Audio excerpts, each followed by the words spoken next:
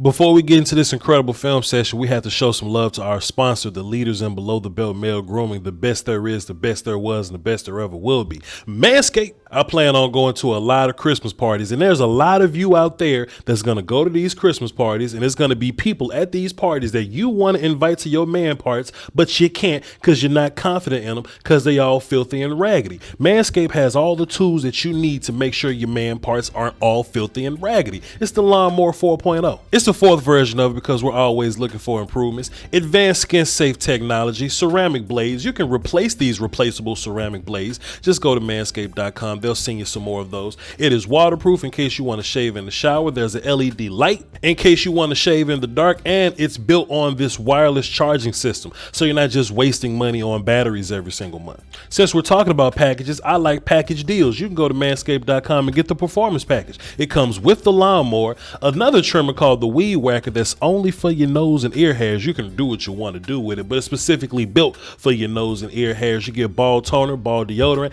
and if you act now, you get a free pair of Manscaped boxers, which I've upgraded to my lucky draws. I'm wearing them right now, and you get a travel shed bag to keep all your goodies in. I know some of y'all like to move last minute with your gift shopping, but we do not judge here. I'm here to help. I want you to go to manscaped.com, and we're going to fill up all those stockings with everything over there. Look, get some cologne, get the body wash, get the nail kits, get the performance package, buy a separate lawnmower just for you. Get it for anybody. But I want you to save some money while you're doing that. Voch says this. I want you to go over there, and at the checkout, there's promo code VOCH20, VOCH 20. That gets you 20% off and free shipping. And we ship internationally, man. Don't forget about that. Voch 20. Y'all hold it down, man. Manscaped.com. We appreciate you. Let's get into this film, buddy.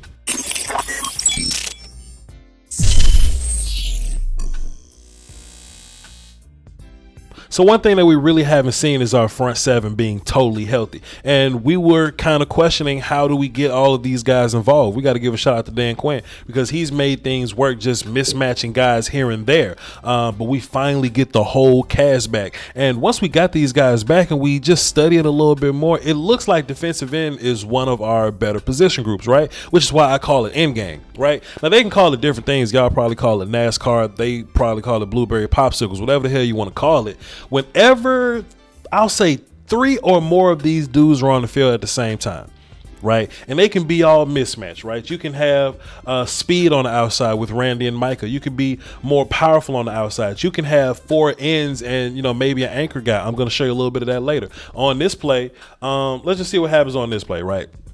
Let's just take a look and see what happens on this play. And this is the one thing that we always talk about, big pressure right here. This is one thing that we always talk about. What happens when you can't double team D-Law and you can't double team Micah and you can't double team Randy Gregory? You just get this front to where everybody kind of just got to be responsible for their own man. And you got to do things like either get rid of the ball quickly or make bad passes or just get your ass sacked, right? These are just things that are inevitable. And I'm not making a Thanos reference here, but it's inevitable. You know what I mean?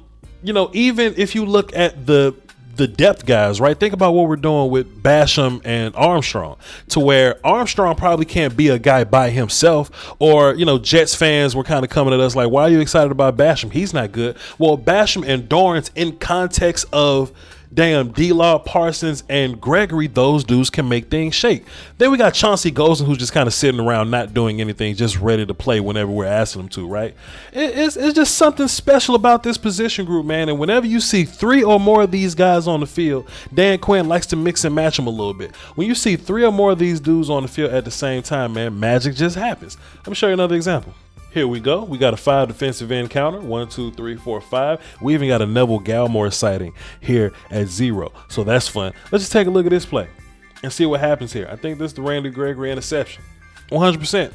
And look, like, just imagine, like, what if this was a worse defensive end lined up at right defensive end? We're finally healthy. We get to have a gangster at every single position of the field. This is fun. This is fun. And this is going to pay off in the long run, right? And there's going to be somebody hating in the comment section like, but Voch, the Washington football team's offensive line isn't good. What's going to happen when you run into a good one? And my answer to you is, where are these good offensive lines that you speak of? Where they at? It ain't many of them. You might get like 2 And even that offensive line ain't bulletproof. Show me the offensive line that got 5 guys across the board that you feel really good about. That definitely doesn't exist. So if that's the case, cool. If you got like a right guard that ain't good, then we're blitzing Micah in that gap. If you got a left guard that ain't good, we'll line D-Law up in that gap and rush him from B. If your tackles ain't good, we're gonna smoke your tackles from the outside. That's how life works. Randy Gregory with the length, tipping it to himself, end game. So we were saying earlier, all these guys can be mixed and matched. That's another, positive thing about this, right? You'll never get used to one look. Sometimes we're more powerful on the inside. Sometimes we're more fast on the inside, fast on the outside, whatever you want to do. This time we got Micah and Dorrance on the outside. But D-Law is out. He's also an outside guy, so I imagine he's going to work his way inside at some point, or a gap exchange is coming. Randy's big enough to where he can play all over the place, and you're not really missing anything. You see what I'm saying? It's versatility. All 5 of these dudes can play everywhere. They're all run defenders in their own way.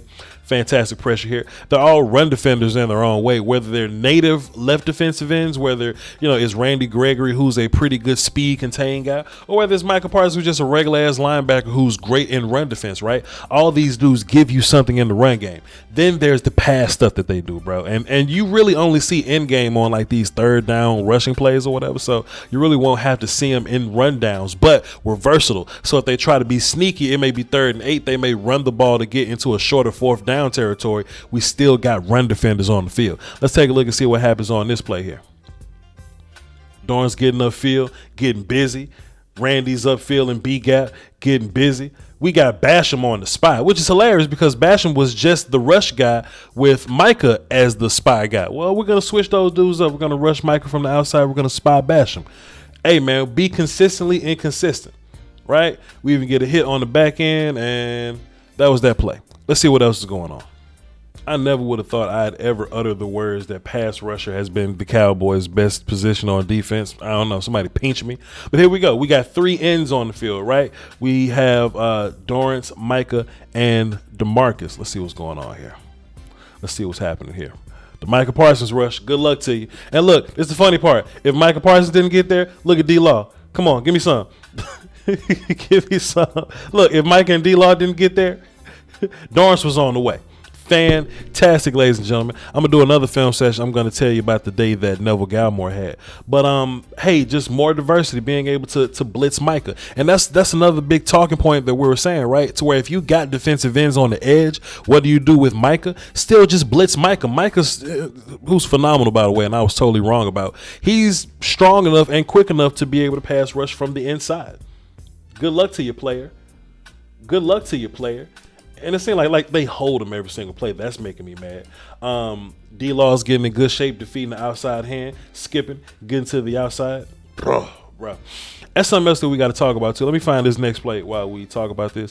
When we break down these sacks and discuss them, we have to consider the idea, how many sacks would D-Law have if Micah Parsons didn't get to him first? Or how many would Micah have if Randy didn't get there first, right? These dudes are going to constantly take sacks away from each other, but that's probably going to help the competition or whatever, right? They may have they may put money in the shoebox or something to see who gets the most sacks, pressures, and hits or something like that. I don't know. Make some fun happen. Let's see what happens on this play.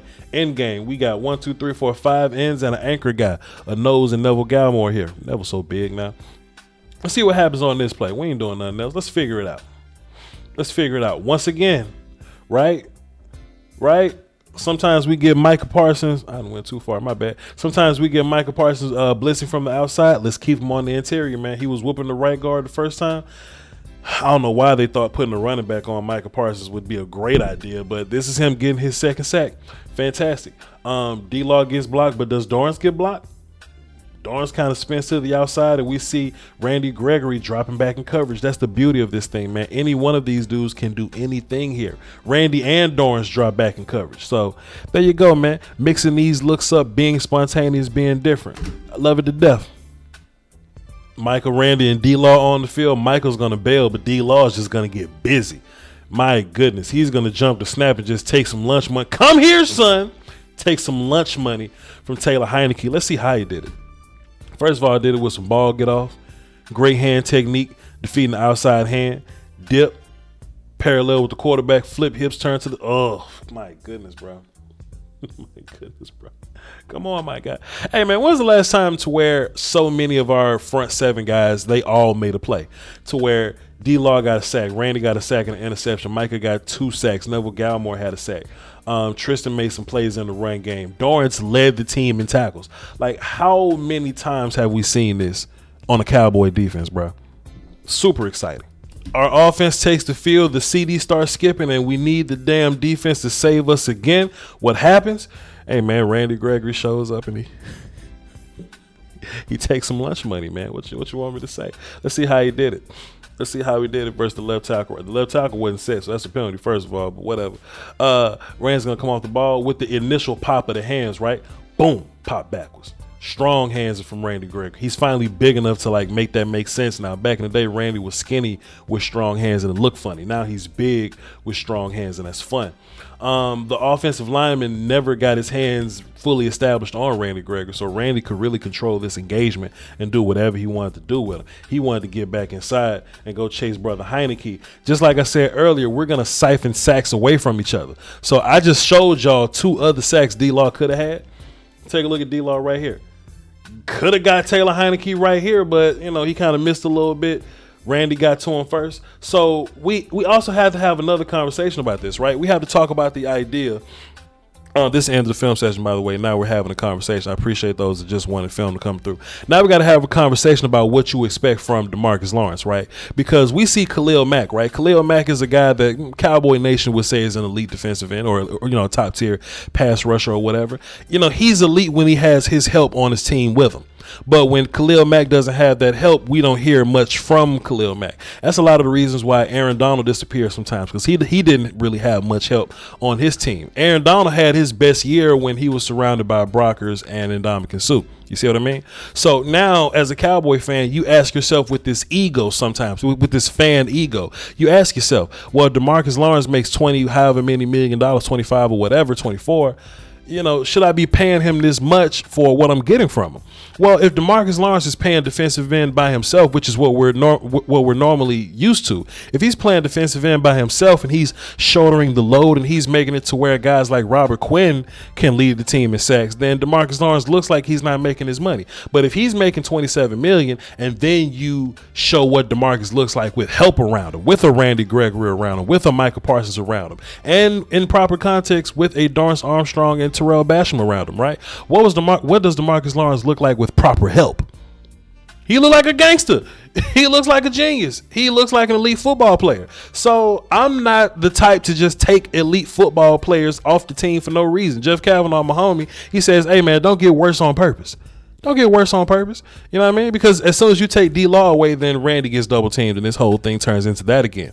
When the Giants won the Super Bowl, when they beat the Patriots both times, actually, they had waves of pass rushers. They had multiples of them, right? There'll be, you know, JPP and Tuck and Osi Umenyiora just showing up out of nowhere. Matthias Kiwanuka. You remember them guys? You know what I'm saying? Just showing up, just being auxiliary pass rusher guys. I think Dallas has that, but we have more than them. Notice I named 3 of them. We got guys. We got a big 3. Then we have a big auxiliary 3. Right? Chauncey, Dorrance, and Basham are auxiliary pass rushers. They're complementary pass rushers. They're damn good pass rushers, but they're not even the main guys. Then you got your 3 main guys. Look, man, I know the offense got to figure out their woes and they got to get back on track. And I know that teams are going to look at us and be like, well, you know, they just beat up on the Washington who has a bad O-line right now. But think about the teams that we would play. The Rams ain't got a great O-line. Cardinals don't have a great O-line. Like, we whooped the Vikings already. We saw what their O-line had for us. Who else? The Packers. I mean, their guys. Come on, they're not even healthy right now. So yeah, some teams are better, but O-line across the league ain't good at all. So just imagine what our defense, what our front 7 in particular, and we got a cornerback back there that's leading the league in damn interceptions or whatever, and we got a safety back there in J-Ron Curse who ain't missing tackles at all. I think he's leading the league in tackle percentage. Hey man, what happens when you put all those pieces together and your offense gets back on track and start busting ass? I don't know. You win a Super Bowl or something. I don't know. I appreciate y'all, man. Thanks for tuning in. Didn't want to hold y'all too long. VOCHLOMBARDI on Twitter. Follow me there. And y'all hold it down for the Doski Woski Peasky Whiskey, man. We're going to drop another defensive film session tomorrow. Tune in. Salute.